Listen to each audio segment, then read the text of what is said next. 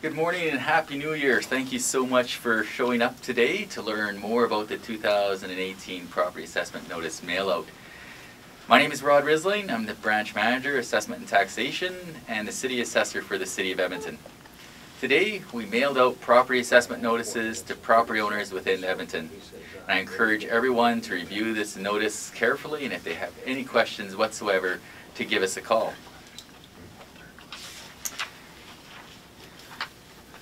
It's important to note that the assessed value on your notice reflects the market value of the property on July 1st, 2017 and the condition of that property at the end of the year.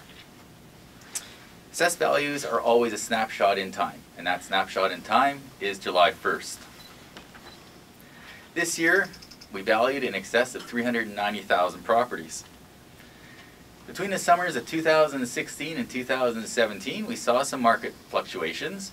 Some areas and some properties went up and others went down. So now let's take a closer look at the overall assessment class. For residential, it saw a small decrease, apartments saw an increase, and industrial and commercial properties saw a slight increase. Looking at your typical single-family detached home, it realized an increase of 0.6%. Most properties across the city were in that range, so there's a very small change across the city, but there certainly are areas that saw increases, and one specifically is those properties within the River Valley area. On the other hand, condominiums and townhouses, they saw a decrease of 2.8%. and the plexes saw a decrease of 0.2%. Neighborhoods that saw the highest increases were Windsor Park, Quesnel Heights, Glenora, Oliver, Virginia Park. And those that decreased the most, rural Northeast Horse Hill, Central McDougall, Boyle Street, the Orchids at Ellerslie, and Summerside.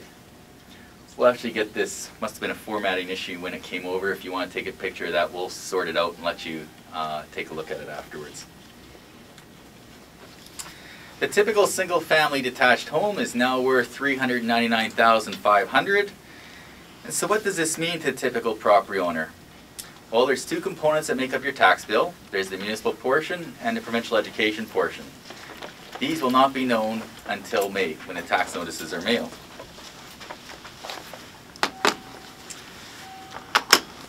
So the owner of a typical house valued at $399,500 that realized a typical market change will realize a municipal tax increase of $84 or about $7 a month. That includes the 3.2% increase that City Council approved in December. However, it's important to note that the actual tax numbers will not be available until the end of May, once Council fine-tunes the budget and the provincial education requisition is known. Your assessment notice is not your tax notice. Now is the time to review your assessment notice, and if you have any concerns, any questions, to give us a call. So what should you do when you receive your property assessment notice? First thing is to review it carefully.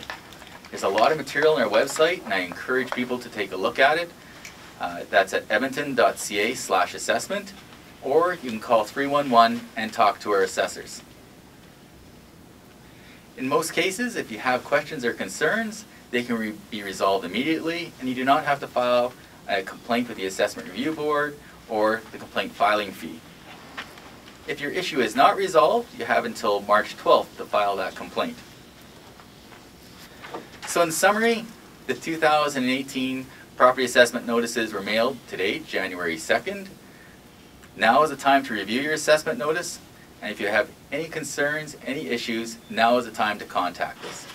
Thank you, and I'm available to hopefully answer some of your questions. Can you talk more about the areas that saw a big rise in value and areas that saw a big decrease, and just go into more detail about why that may have been? So the assessor values properties on a snapshot in time. That's July 1st. and we get a copy of all the sales that occur within this city, and the assessor's responsibility is to take a look at those sales and reflect what the value is on that date. So that's what occurred. What happens typically though is when you look over a longer period of time, and even on our high and our low neighborhoods, you look over a longer period of time, the changes are not as dramatic. They're usually within 2 or 3% of the overall average when you look over a five-year average. So you do see these spikes year to year, but when you look over a longer period of time, typically it evens out. This year, certainly a lot of the neighborhoods that saw increases were in that River Valley area, what I'd call. So certainly the demand for those properties was fairly high and increased the market values of those properties more than others. Do you think infill and new infill played a role in some of these communities like Lenore? Do you think that played a role in the increases there? Certainly, I think in the past few years, I think there's been about 1,200 infills, and so certainly the downtown core is alive, and people are wanting to locate to the downtown core. So we're seeing that some of the older homes are being demolished and reconstructed new ones. So certainly there is a demand for being closer to inner core, and it's likely having that positive impact on some of the properties closer to the downtown core. What do you put the change on condos to?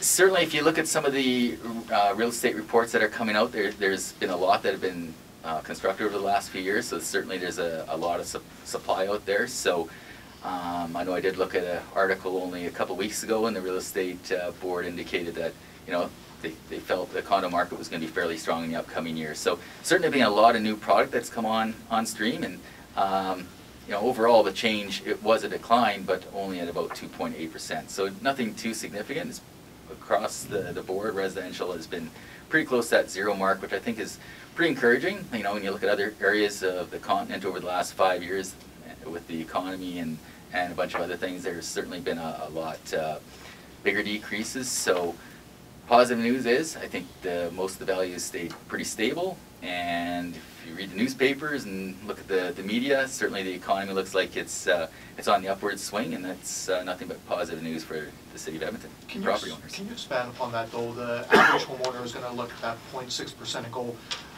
I don't see that in my home. So can you just expand upon how that 0.6% and why the city feels that values have increased 0.6% when most homeowners will probably think it decreased like it did last year? Can you just elaborate on that a little bit? Yeah.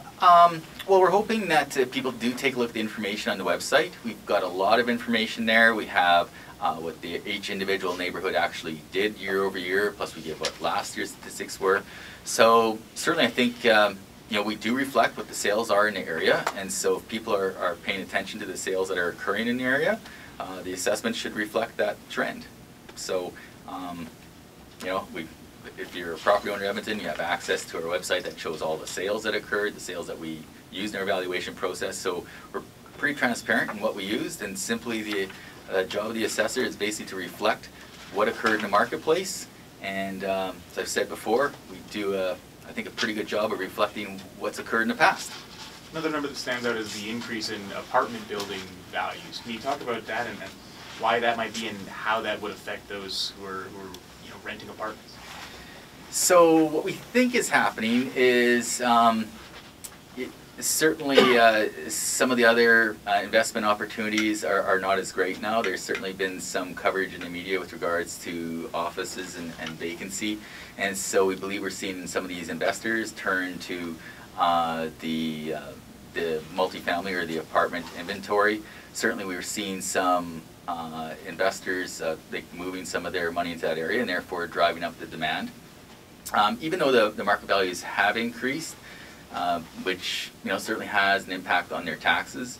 If you look at a typical walk-up apartment style, it has a minimal impact of about $8 per month. So even though there's a over 5% increase, the impact to the property owner as far as taxes on a per door or per suite doesn't appear as big as maybe the numbers look. So if you're renting an apartment, you shouldn't theoretically see a big increase because of this. I think typically the rents on apartments are market driven. Certainly, landlord looks at their expenses and their revenues, but I think more importantly is what demand is there for their product, and they set their prices accordingly. I think on the positive news is that even though there will be a tax increase, it's not, that's not dramatic on a per month basis. Rod, can you talk about how many, if you have the number, how many challenges there were to the assessment last year? And do you expect that number to increase, decrease this year? So last year, I think, was a record low year. We had just under 1,500 complaints registered with the Assessment Review Board. I certainly expect that number to increase. Our average is closer to around the 2,000, 2,500 mark. 2 years ago, it was around the 2,500.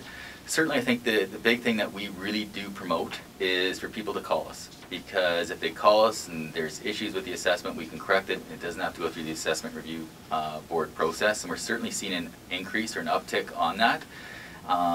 Certainly is a better customer service model. The issue can be resolved and it's done. Now it's a far cry from what we used to have. Like a decade and a half ago or 2 decades ago, we used to have over 10,000 complaints. So I think we've done a lot of work on the side of customer service and being transparent and allowing customers to see as much information on their property as possible. If there's an error or a mistake in the assessment, we want to correct it. We just want to make sure that the number's right. So we really encourage people at this time of the year, take a look at that assessment.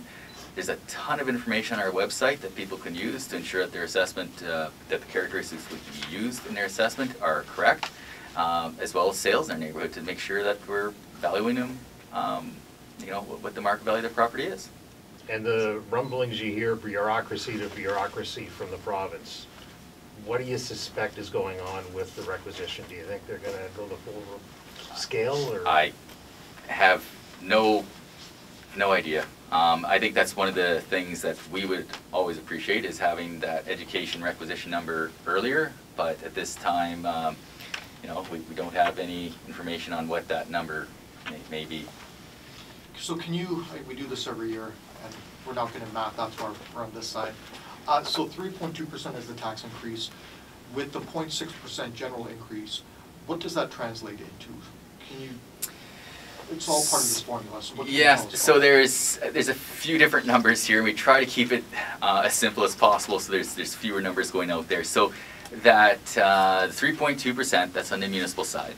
Don't know what's going to happen on the education side. So we were talking just on the municipal side right now. That typical home valued at $399,500 that saw that typical market change of increase of 0.6 will see a municipal tax change of $84 or $7 a month. Certainly when you start looking at all the statistics more in depth and you start looking at averages, that number will be a little bit less. Could you just, I didn't get the number, you said $8 for a typical apartment per month per door? Yes. What the tax increase would work out to? Okay. It's about $94, $96 a year. And the other clarification I wanted, the average residential, residential assessment increase, or rather decrease this year by 0.2%. What did it change by last year? It was a decrease of 2.6, 2.7. Okay. So The, how often do we get a 2 years in a row with res assessment going down? Is that uncommon, or is that? I think this is about the first year I recall that it's gone down 2 years in a row. But again, 0.2%, it's pretty flat.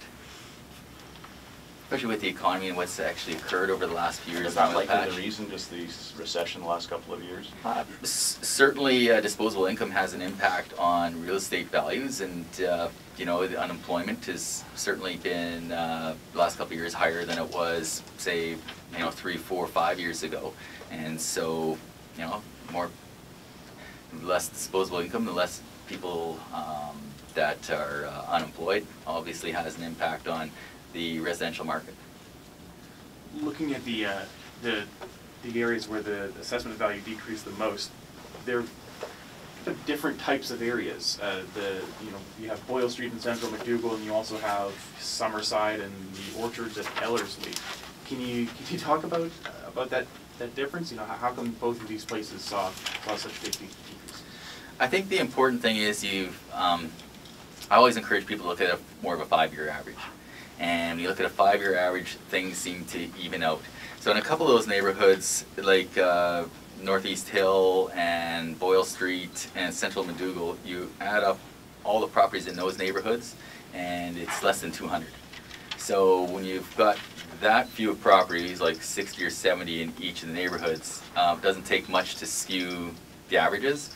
And so another thing is, in a couple of neighborhoods like Central McDougall and Boyle Street, the average assessed value is on the lower end.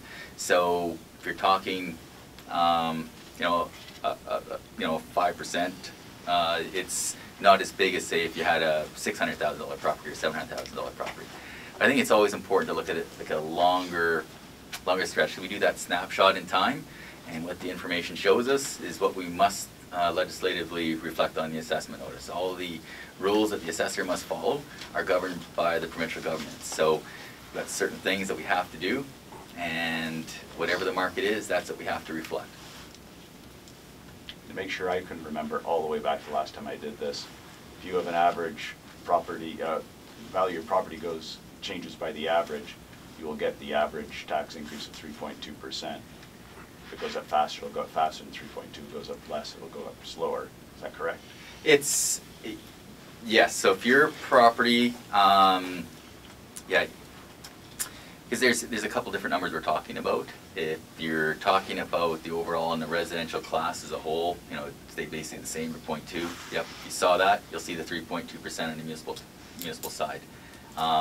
So it almost works out exactly almost on the percentage basis. If you increase the if you basically stay flat, you'll see a 3.2% increase. If you saw like a 10% increase, you'll see a 13% increase. So you always add, it's pretty flat. So if you're flat, you're about a 3.2% increase. So if you're 5% market value change, then you'll see basically a 5 plus the 3. Oh, does that make sense? I didn't know that. Because if you're on the average, you see 3.2. So every point above the average is an extra point on your taxes, essentially. Yep. Oh. And the decrease, I presume, is the same. Yep. So if you, if you 10%, you'd have a minus 7%. That's about right. Yep. Change. Perfect. Thanks.